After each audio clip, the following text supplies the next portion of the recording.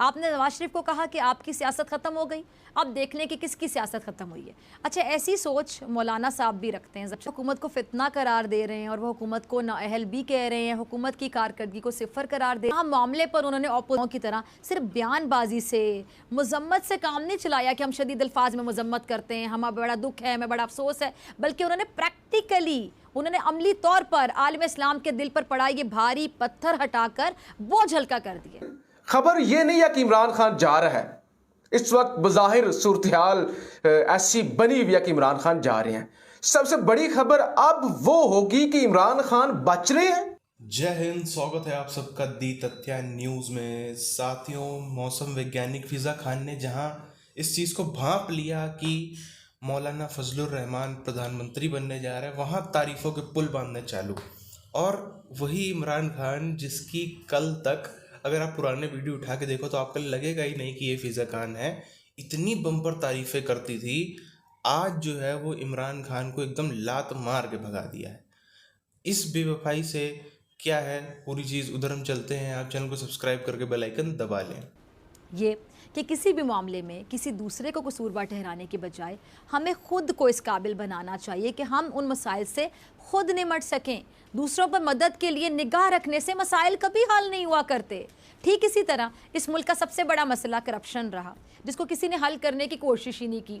हाँ, लेकिन हर हुकूमत ने अपने मुखालिफिन पर करप्शन के इल्ज़ामात लगाए, रहबरों ने एक दूसरे पर करप्शन मुकदमात भी बनाए, लेकिन किसी ने इस करप्ट निज़ाम को ठीक करने की कोशिश नहीं की। उनकी हुकूमत को गिराने की तैयारियां शुरू कर दी गई हैं। खुद वज़ीर-ए-आज़म इमरान खान साहब ने भी अपने इन जज्बात का इजहार किया कि जी अपोजिशन को NRO नहीं मिल रहा तो वो गवर्नमेंट गिराने की धमकियां देने लगी है। देखा जाए तो हुकूमत की बात में वज़न भी नज़र आ रहा है, क्योंकि हाल ही में मौलाना फजलुर रहमान साहब ने अपोजिशन की हुकूमत आने की सूरत में नैब को ख़त्म करने का ऐलान कर दिया है। अब हुकूमत का मौक़िफ़ यही है कि जी अपोजिशन ने हुकूमत को एहतसाब करने से रोकने के लिए तहरीक इंसाफ के अरकान को पैसे देकर ख़रीदा। हुकूमत ने रेफरेंस दायर कर दिया, जिससे ये लोटे ज़मीर अवाम के बाद अब अदालत में भी बुरे तरीके से एक्सपोज हो जाएंगे। अच्छा, हुक्म को कह रहे हैं कि जिस अदम एतमाद की जो तहरीक है उसको जमा करवाए हुए 14 रोज़ गुजर गए हैं। आइन की रूह से स्पीकर को 14 दिन के अंदर अंदर अदम एतमाद के हवाले से कौमी असम्बली का इजलास बुलाना था, लेकिन हुकूमत ने यह इजलास OIC का बहाना बनाकर 25 मार्च को बुलाने का फैसला किया, जिस पर अपोजिशन शदीद अंदाज में मुज़ाहमत कर रही है। अच्छा, अपोजिशन स्पीकर की गैर जानिबदारी पर सवालत उठा रही है। सईद गनी कहते हैं कि स्पीकर ने 14 रोज़ के अंदर असम्बली का इजलास ना बुलाकर आइन शिकनी की और अब उन पर आर्टिकल 6 के तहत कार्रवाई होनी चाहिए। अच्छा नाज़रीन, गौर तलब बात यहाँ ये है कि सुप्रीम कोर्ट बार एसोसिएशन ने अपोजिशन और हुकूमत के जलसे रोकने के लिए सुप्रीम कोर्ट में पटिशन दायर की। अब सुप्रीम कोर्ट बार के इस इक़दाम को तज्ज़ियाकार कतई तौर पर न्यूट्रल ख्याल नहीं कर रहे हैं, बल्कि इस किरदार को मशकूक करार दे रहे हैं। और देखा जाए तो पटिशन हुकूमत और अपोजिशन के दरमियान तसादुम ख़त्म कर, लेकिन यहाँ स्पीकर की रूलिंग पर सवालात उठाए जा रहे हैं, जिससे शुकूक व शुबहात पैदा हो रहे हैं कि सुप्रीम कोर्ट बार एसोसिएशन किसी मखसूस तबके की हिमायत क्यों कर रही है। के दिन हर सूरत कौमी असम्बली का इजलास बुलाना चाहिए था और हुकूमत के खिलाफ अदम एतमाद की कार्रवाई हो जानी चाहिए थी, लेकिन हुकूमत जानबूझकर ज़्यादा वक्त लगा रही है। और अपोजिशन हुकूमत की ताखीरी हरबे के पीछे ये वजह बताती है कि क्योंकि एम्पायर न्यूट्रल हो चुके हैं, इसलिए हुकूमत को शिकस्त का खौफ खाए चला जा रहा है। और आज साहिबा ने भी एम्पायर को न्यूट्रल करार देते हुए कहा कि हुकूमत के हाथों से गेम निकल चुकी है। आपने नवाज शरीफ को कहा कि आपकी सियासत खत्म हो गई, अब देख लें कि किसकी सियासत खत्म हुई है।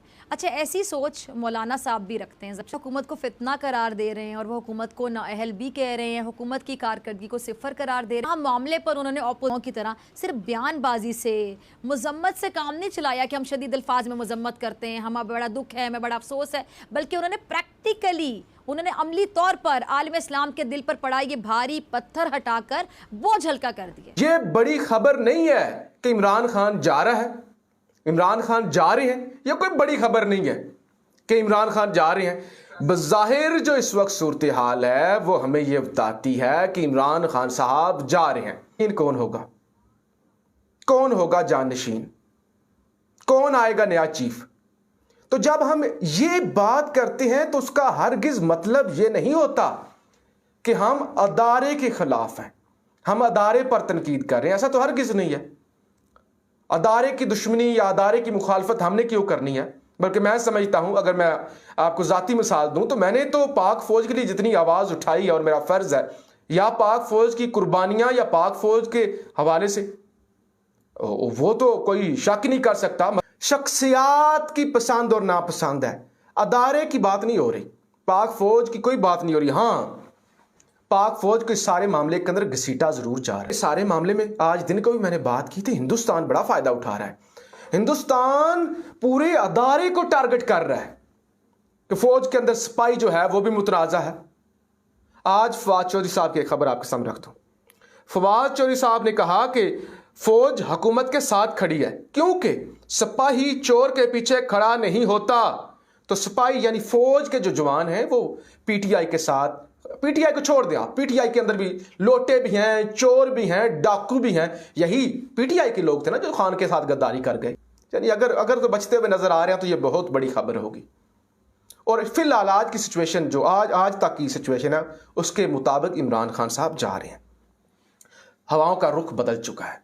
अब इस सब सारी सूरत हाल में पहले नंबर पे एस्टैब्लिशमेंट, या आप कह लें कि एस्टैब्लिशमेंट के अंदर डिवाइड, मुकम्मल एस्टैब्लिशमेंट नहीं कह लेते, हम कहते हैं कि एस्टैब्लिशमेंट के अंदर डिवाइड, यानी एक धड़ा जो इस वक्त शायद अपोजिशन के साथ है, बदमाशिया के साथ, और दूसरा धड़ा वज़ीर आज़म के साथ है।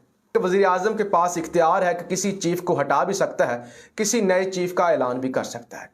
मेरिट ये है कि उस चीफ को लगाना चाहिए जो वज़ीर आज़म चाहता हो, क्योंकि ये वज़ीर आज़म का इख्तियार है। वज़ीर आज़म ने आज वाज़िया पैगाम दिया, लिहाजा ये पैगाम देना सिग्नल है कि भाई साहब जो मैं चाहूँगा वो होगा। और वहाँ से ये कहा जा रहा है कि तुम क्या हो, पहले इस मुल्क के अंदर जो वज़ीर आज़म चाहते होते हैं वो होता है। बताओ, पहले ऐसे होता है, मतलब पहले ऐसे होता है, ये तो रवायत है। अच्छा, तो रवायत नहीं है, रवाज नहीं है। अच्छा, फर्ज करें कोई मजहबी घराना होता है और वहां पे कोई नई नवेली दुल्हन आती है और वो बुर्का नहीं करती तो वो निकल जाते हैं, तो कहते हैं ना कि ये क्या कर दिया बीबी, बेशरम, क्या कर दिया तुमने। हमारे खानदान की ये रवायत नहीं है, बगैर पर्दे के बाहर निकल रही हो, हमारे खानदान की ये रवायत नहीं है। मतलब तुम्हें चलाया है, तुम्हें लाया है या तुम्हें चलाया है, तो आप ये सिला दे रहे हो। तुम्हें लाडला रखा है तो आप ये सिला दे रहे हो। लेकिन मुझे ये लगता है कि जब खान साहब को ये फैसला हुआ था कि खान साहब की हुकूमत बनाई जाए या खान साहब को मौका मिलना चाहिए, उस वक्त भी डिवाइड थी, उस वक्त भी ये डिवाइड थी कि देखिए अगर ये इमरान खान का ट्रैक रिकॉर्ड अच्छा तो है नहीं ना, ये तो किसी की नहीं सुनता, अगर इसने ना सुना तो फिर क्या होगा। अब वही ना सुनने के अंदर ये जो कहते हैं ना कि आरटीएस सिस्टम बैठ गया था, ये आरटीएस और सारे मामले के बैठने का नुकसान अपोजिशन को नहीं हुआ था। साथियों, देखा आप सबने पूरे वीडियो में किस तरीके से जिनकी तारीफें हुआ करती थी, जिनकी तारीफों के पुल बांधने में कोई पीछे कमी नहीं रहती थी, वो अब जो है वो उनका ये हश्र हो गया है। इमरान खान की बात है। अब हम लेकिन इस पर मेन मुद्दे पर अगर बात करें मौलाना फजलुर रहमान की, आप सब लिख कर ले लीजिए, दावा है कि पिछले 3.5 सालों में जितना इमरान खान ने उत्पात नहीं मचाया उससे कहीं ज़्यादा, अभी तो ये साल भर का तो टाइम है कम से कम मौलाना के पास, ये मौलाना साल भर का जो अभी समय कार्यकाल पूरा होने में उससे कई गुना ज़्यादा खबेड़ मचाएगा ये व्यक्ति।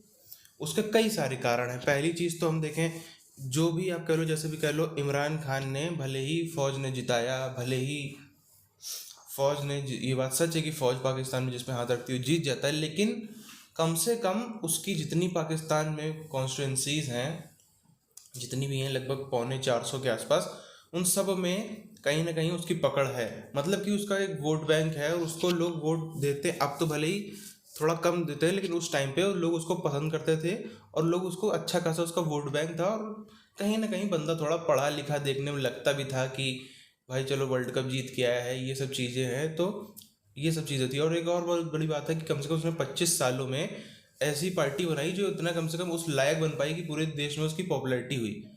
इस व्यक्ति ने अपने जीवन में, ये मौलाना की बात है, इसने जीवन में कभी 10 सीटें नहीं जीती। अकेले की पार्टी है इसकी, जो इसकी पार्टी है MQM, कभी इकट्ठा करके 10, 12, 15 से ऊपर इसका नंबर जो है वो बढ़ा ही नहीं। अब हमने, चाहे हम दुनिया भर के कई सारे एग्जाम्पल ले लें, चाहे हिंदुस्तान में भी हमने कई जगह पर देखा, जैसे हम देखें कई सारे एग्जाम्पल, नाम नहीं लेना चाहिए, लेकिन कई सारी ऐसी जगह है जहाँ पर छोटी पार्टी जो होती थी, एक पार्टी के पास गठबंधन में सरकार चल रही है, एक बड़ी पार्टी जिसका ज़्यादा संख्या है, एक छोटी पार्टी जिसकी कम संख्या है, उसका जब सीएम बना है जिन जिन राज्यों में हिंदुस्तान में, तब क्या उत्पात मचा है उस राज्यों में, ये आप सब लोग थोड़ा सा रिकॉल करेंगे तो याद आएगा। और इसी के साथ साथ में हम और भी कुछ चीज़ों को देखें तो कम से कम इमरान खान दुनिया भर में जाता था तो ये वो थोड़ा इंग्लिश सब की बातें करता था, ये सब वो सब करता था। ये व्यक्ति क्या करेगा? ये तो व्यक्ति आते ही जो है ऐसे ऐसे कानून ले आएगा, ऐसे ऐसे चीज़ें कर देगा कि जितने जर्नलिस्ट हों, पाकिस्तानी हों, सभी खुले हम थोड़ा ऐसे नहीं लिबरल माहौल में घूमते हैं, इन सब का क्या होगा? कुल मिला के अभी बनने दो आप इसका, मुश्किल से जैसा उम्मीद लग रही है 4-5-6 दिन में ये व्यक्ति शपथ ले लेगा, प्रधानमंत्री बन जाएगा। फिर उसके बाद अब देखो किस तरीके से खेल चालू होता है और ये पूरे पाकिस्तान में कैसे धज्जी उड़ाता है। एंटरटेनमेंट बहुत होगा, हर रोज डेली की 4-5-6 ऐसी खबरें आया करेंगी पाकिस्तान से कि कुछ हो गया, कुछ हो गया, कुछ हो गया। एंटरटेनमेंट हिंदुस्तान के लिए भी बहुत होने वाला है। बहरहाल आप क्या राय है आप नीचे कमेंट करके बताइए। मिलते हैं आपसे अगले वीडियोज़ में, तब तक के लिए जय हिंद।